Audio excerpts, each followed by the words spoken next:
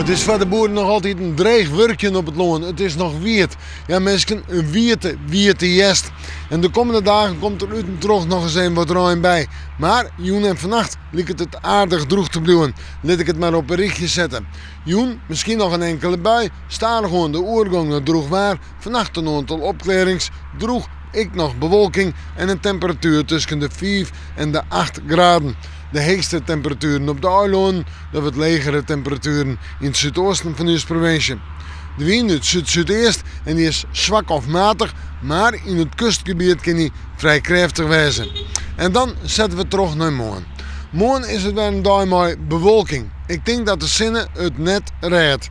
En we gaan daarmee staan gewoon eens even rein of lichter rein. En later in de middag, in de joentijd misschien nog een aantal droege perioden. Ja, de temperaturen tot 13 graden, daar leidt het hem niet om. De wind eerst zuidoost en die is matig en vrij krachtig in het kust- en watergebied. Misschien zelfs tijdelijk even wat sterker. We gaan vooruit. Manje staat het nou een droege dag. Het is op het nipperke, de zinnen erbij en een noordwestenwind.